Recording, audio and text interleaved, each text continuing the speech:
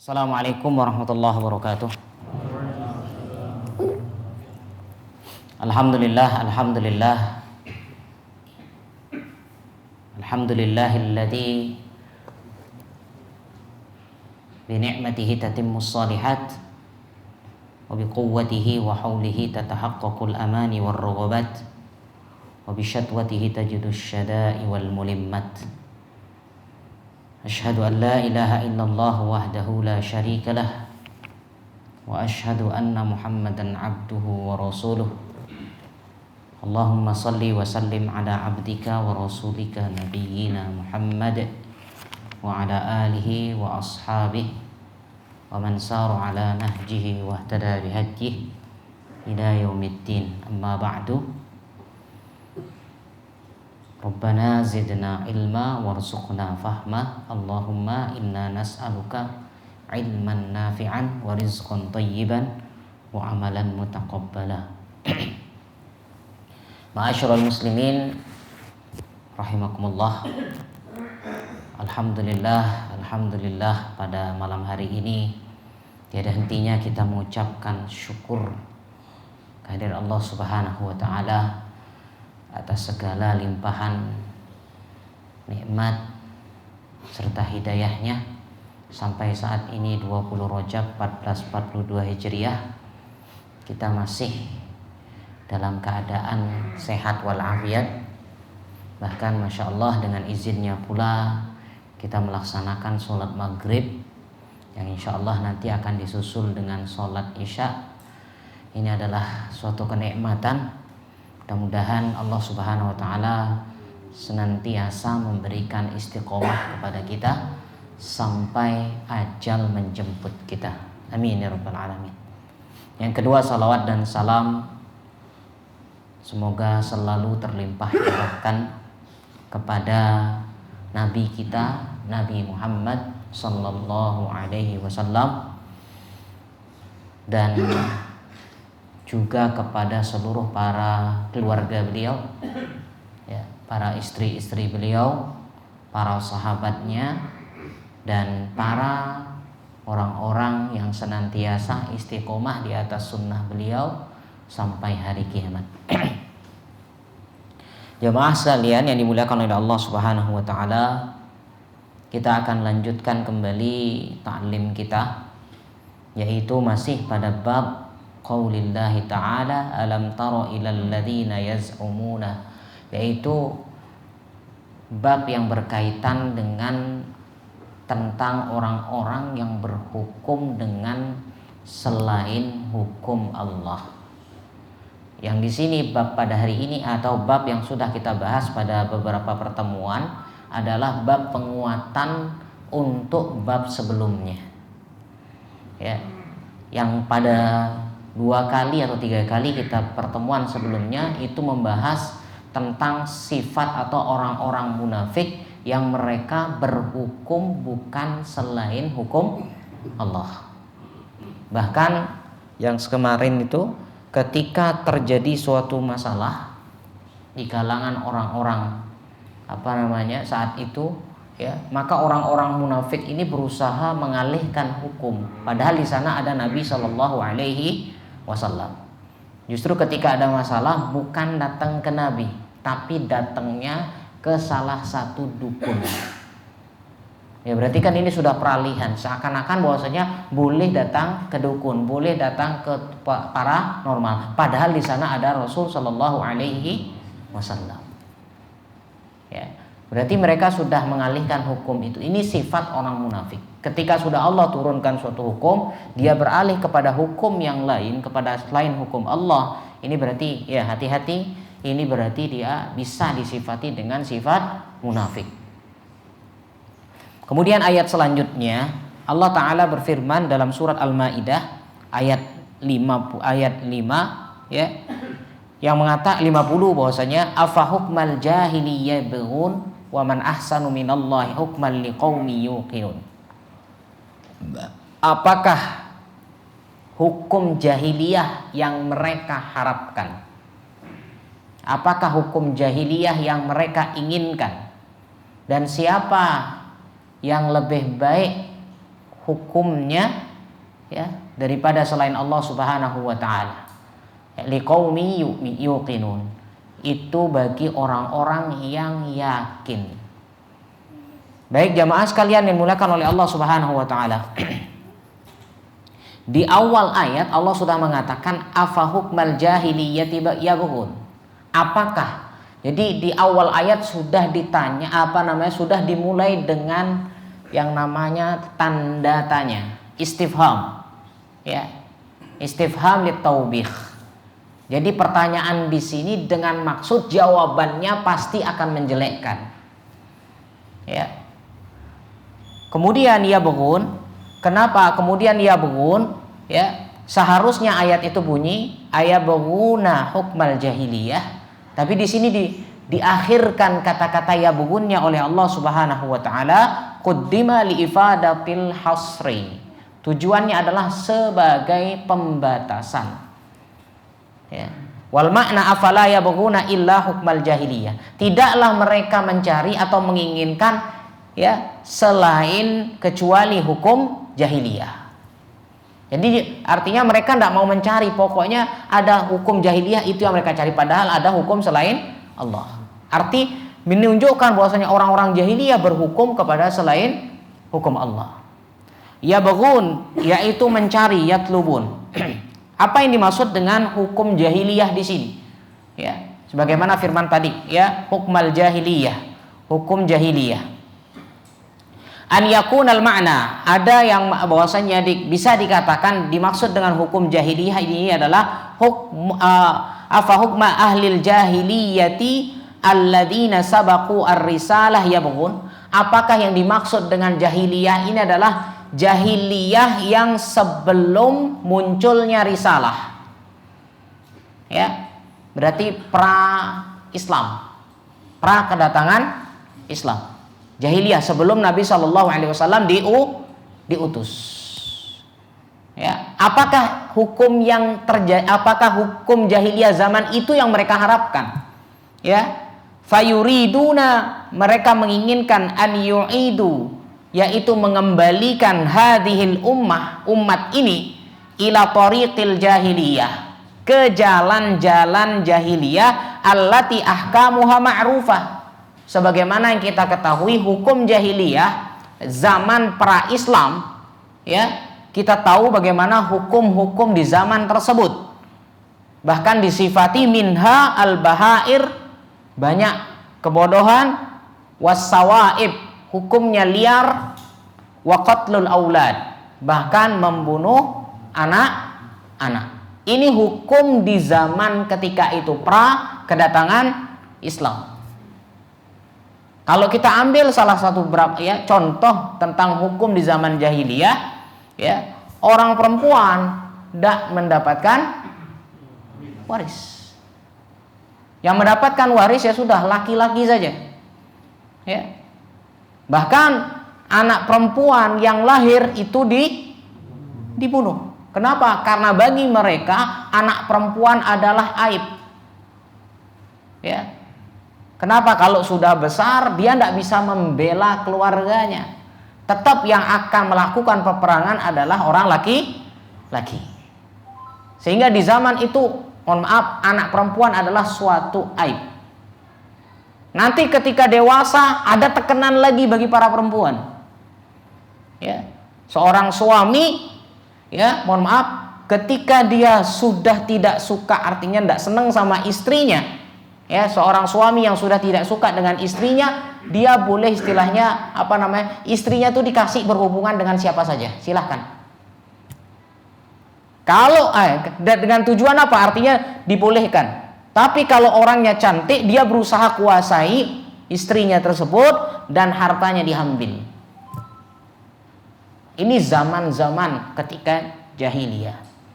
Ya.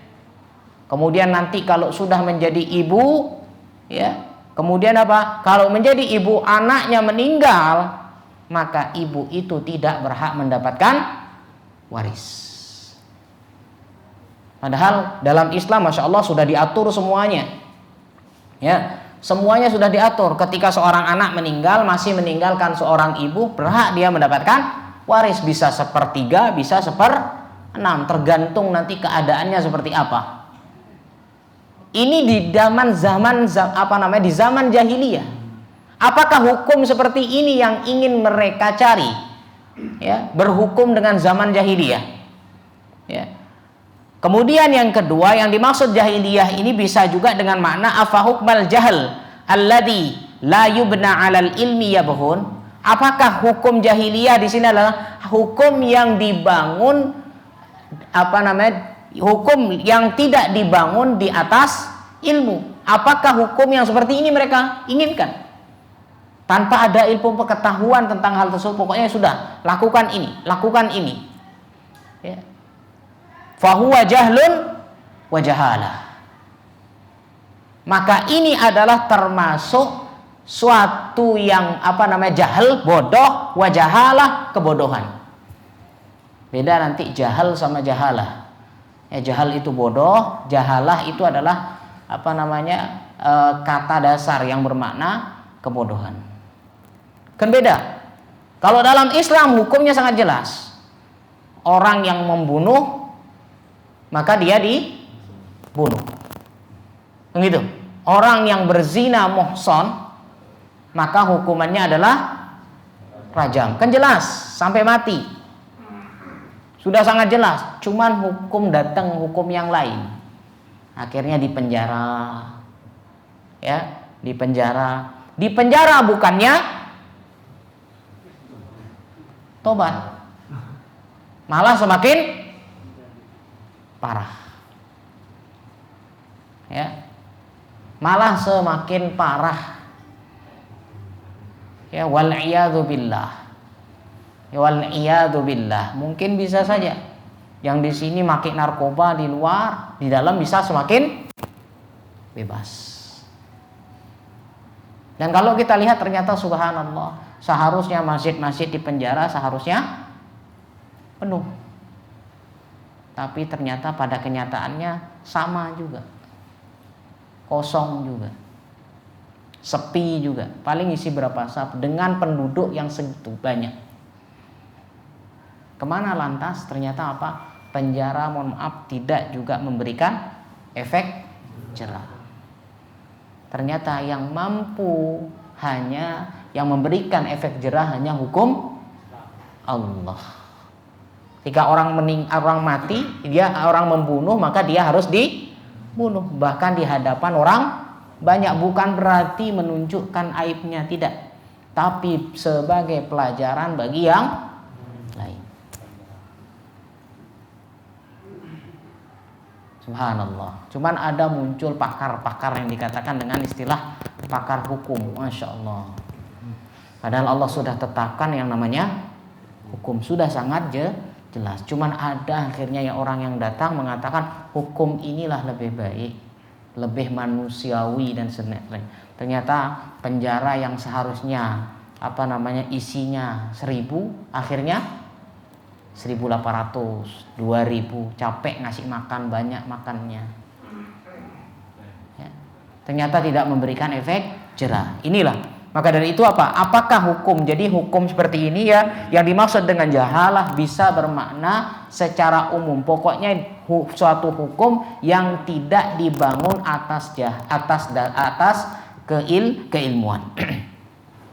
Wal idhofah lil jahiliyah. Kenapa kata-kata hukum ini dinisbatkan, disandarkan dengan kata jahiliyah? Ini menunjukkan apa? Lit takbih wa tanfir. Ini menunjukkan keburukan hukum jahiliyah, dan agar orang lari dari yang namanya hukum jahiliyah, menjauh. Wa kullu hukmin yukhalifu hukmallah, segala hukum yang bertentangan dengan hukum Allah, ya, yang bertentangan dengan hukum Allah, fahuwa jahlun wa jahalah. Maka itulah yang disebut dengan jahal, bodoh dan kebodohan. Fa in kana ma'al ilmi bisyara. Ketika dia melanggar sesuatu, dia tahu hukumnya. Ketika terjadi suatu pelanggaran, dia tahu hukumnya, fahuwa jahalah. Ini namanya kebodohan. Ya. Wa in kana ma'a khafa'i syara'. Kalau dia berbuat maksiat, artinya belum paham tentang ilmu tersebut, fahuwa jahlun, maka dia orang bodoh. Sekali lagi, jahalah itu kebodohan, jahlun bodoh. Berarti kalau bodoh ini memang sudah ada sifat dalam diri manusia. Memang dia tidak tahu, maka dinamakan bodoh. Sering kita mengatakan bodoh kamu, karena dia tidak tahu. Tapi ketika dia melakukan suatu maksiat, yang dia artinya paham tentang hukum itu, dinamakan kebodohan. Ya, wal jahalah hiyal amal. Maka jahalah, kebodohan itu adalah suatu amalan bil khata'. Ya, suatu amalan yang dosa, safahan la jahla. Ya, yang dilakukan atas dasar ketololan, bukan kebodohan. Kita lihat firman Allah untuk lebih jelasnya dalam surat An-Nisa ayat 17. Allah Ta'ala mengatakan, innamat taubatu 'alallahi lilladzina ya'maluna as-su'a bijahalatin summa yatubuna min qarib.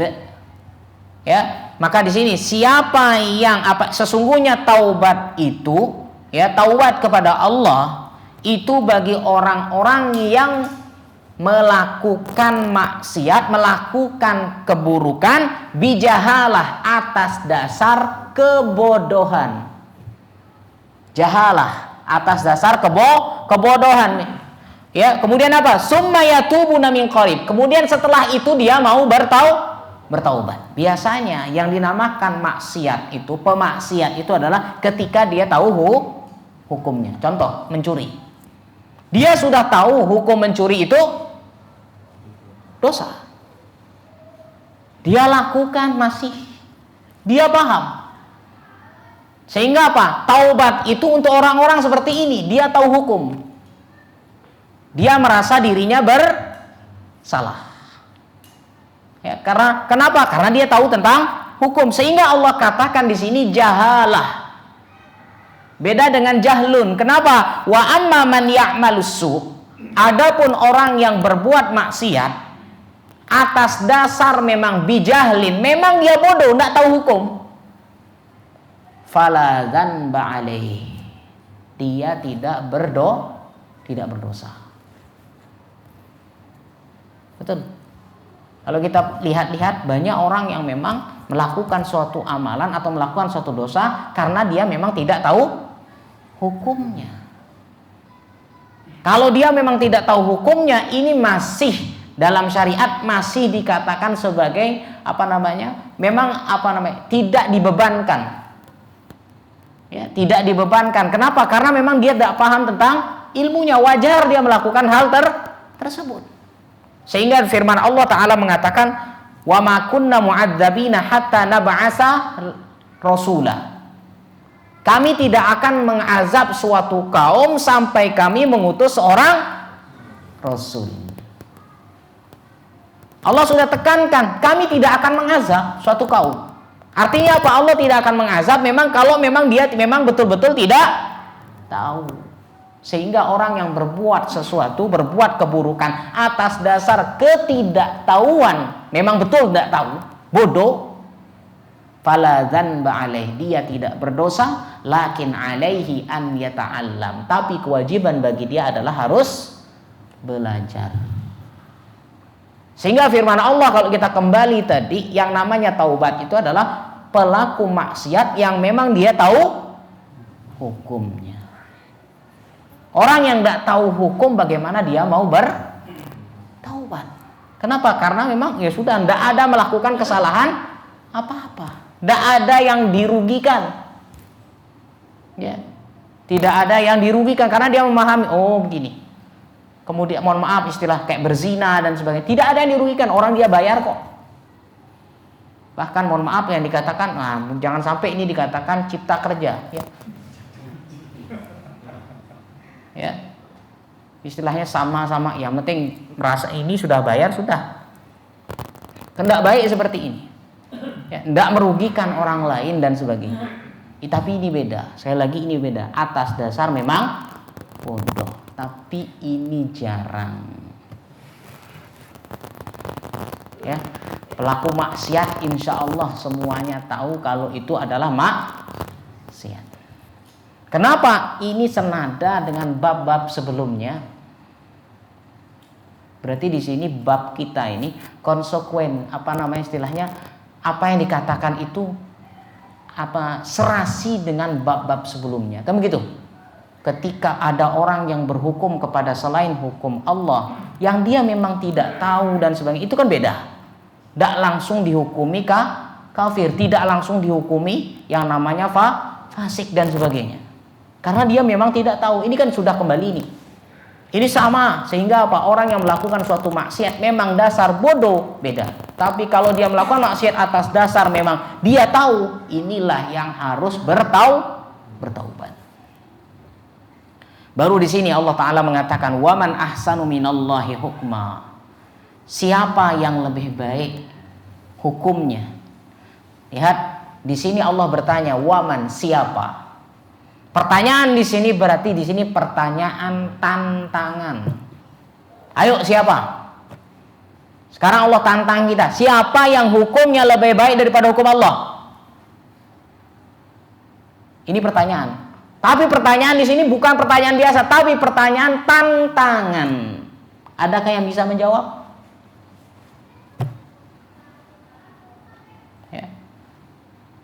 Wahadan nafi musyrabun makna tahaddi. Maka kata-kata pertanyaan atau nafi di sini, peniadaan di sini menunjukkan apa?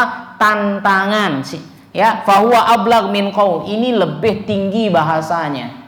Langsung ditantang oleh Allah, beda dengan nada biasa. Tidak ada yang hukumnya selain hukum Allah. Tapi di sini diberi tantangan. Ini lebih dalam maknanya. Kenapa? Tidak mungkin orang bisa jawab.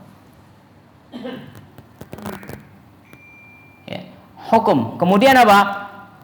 Fa in qila, maka di sini dikatakan hukum sebagaimana yang sudah kita pelajari pernah. Hukum itu ada dua.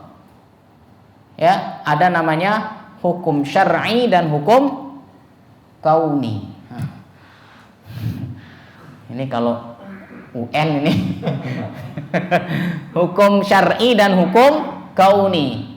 Hukum syar'i ya, yang bisa saja tidak bisa terjadi, bisa tidak terjadi. Hukum kauni pasti terjadi. Ya. Ujiba, ada sebuah pertanyaan. Fa in qila yujadu fil ahkamil kauniyah. Dalam hukum kauniyah yang artinya pasti terjadi. Ya. Ma huwa dharun mislu zilzal. Ada ya, jadi hukum kauni ini adalah hukum yang membahayakan. Ada yang mengatakan gitu. Semacam apa? Zilzal. Gempa bumi. Wal faidanat. Banjir. Yang kita tahu kemarin di televisi banyak kita lihat banjir-banjir. Ya, wa ghairiha, dan selainnya. Banyak kita lihat musibah-musibah. Fa ainal husnu fi dzalika. Terus mana? Ada yang bertanya, mana kebaikan hukum tersebut? Justru malah menghancurkan. Ya, datangnya banjir ngancurin rumah orang. Datang kemudian apa? Adanya gempa bumi sama juga. Ya. Atau bahkan munculnya ya sekarang ini corona dan sebagainya. Oh, ini kan belum, buku ini dikarang sebelum zaman corona. Jauh, makanya kalau ada corona mungkin masuk corona ini. Ya, kenapa? Ini artinya apa? Ada sebuah, bayangkan antum efek yang subhanallah. Maka di sini dikatakan lagi fa ainal husnu min dzalika. Terus mana kebaikan hukum yang Allah berikan kepada kita? Hukum kauni ini. Ujiba. Maka beliau menjawab, Syekh Utsaimin rahimahullah, annal ghayat al mahmudat fi hadhihi al umur taj'aluha hasanah. Kenapa? Ingat, tujuan-tujuan yang baik pada perkara-perkara ini yang namanya hukum kauni ini yang membuat dia hasanah, menjadi baik. Kama yadribul insan walada tarbiyatan lahu. Sebagaimana seorang ayah yang memukul anaknya. Dipukul anaknya dalam rangka untuk tarbiyah, Dikan. Kan sering saya ngomong, ketika anak melakukan suatu kesalahan tidak ditegur, berarti itu menunjukkan pembolehan. Dia masuk kamar masuk rumah orang, ambil punya orang, mencuri uangnya orang, uangnya tetangga diambil dari lemari dan sebagainya. Antum diami, besok ambil dah lagi nak. Maka ada orang yang mengatakan jangan pernah mengatakan jangan kepada anak. Hati-hati, pendidikan seperti ini salah juga. Ada kan yang mengatakan ya, anak itu jangan sampai dilarang, biarkan dia berkreasi. Subhanallah, masuk masjid kasih dia berkreasi, kasih dia pegang spidol. Subhanallah, kalau tidak berantem antum takmir. Di sini maksudnya apa? Hati-hati. Bahkan dalam firman Allah banyak sekali, ya bunayya la tusyrik billah, kata-kata jangan. Wahai anakku, la tusyrik billah, janganlah engkau mensyirikan Allah. Kata-kata jangan. Jadi tidak semua jangan itu buruk. Boleh silahkan anak berkreasi, tapi ingat larangan harus tetap ada. Ya. Maka di sini masya Allah, lihat, kita memukul atau istilahnya mencubit anak kita. Ingat, cubitan yang kita berikan saya rasa namanya orang tua. Ya istilahnya tidak ada orang tua yang rela menyakiti anaknya. Tapi ingat, pemukulan yang dilakukan adalah pemukulan dalam rangka pendidikan. Ini kita tentang diri kita sendiri saja boleh ya memberikan dispensasi kepada diri kita. Oh ya, ini kan anak saya, boleh saya pukul. Kenapa? Saya ajari dia. Tapi giliran Allah memberikan hukuman tidak boleh. Berarti tidak adil kita. Ya. Maka lihat, kama ini sebagaimana anak seorang ayah menghukum anaknya atau memukul anaknya, ini sebagai tarbiyatan lahu, pendidikan baginya. Ya, fayu'addu hadzal darab fi'lan hasanan. Kenapa? Sehingga apa? Maka pukulan yang dilakukan oleh seorang ayah ini dikatakan memang hal yang baik. Jika memang dibutuhkan untuk memukul, tapi kan tidak semuanya harus langsung dipukul. Baru sedikit anaknya langsung ambil kayu, plak. Biasanya kan ada, kalau kita dalam istilah kerja saja ada namanya SP, gitu. SP1, SP2, SP3. Kalau sudah keterlaluan baru keluar SK. Ya. Kan gitu, ada tahapannya. Begitu juga sama. Ya, subhanallah. Padahal kalau kita lihat dalam firman Allah yang sebagaimana kita bahas di hari Senin kemarin, ingat, kita terlalu banyak dosanya. Yang Allah ampuni, yang Allah maafkan itu juga terlalu banyak daripada hukumannya. 100 seandainya dosa kita, yang Allah hukum cuma berapa? Paling 10, 5, sisanya dimaafkan. Kalau kita bisa seperti itu, ya. Lihat, fayu'addu fakadzalika Allah. Begitu juga Allah Subhanahu wa taala, yusibu ba'dun nas.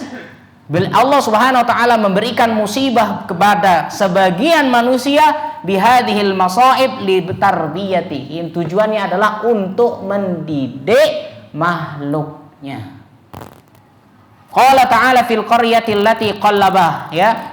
Sebagaimana lihat firman Allah pada suatu penduduk negeri yang mana Allah jadikan penduduknya menjadi monyet dan babi.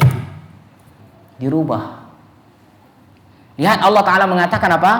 Faja'alnaha nakalan lima baina yadayha wa ma khalfaha wa mau'izatan lil muttaqin.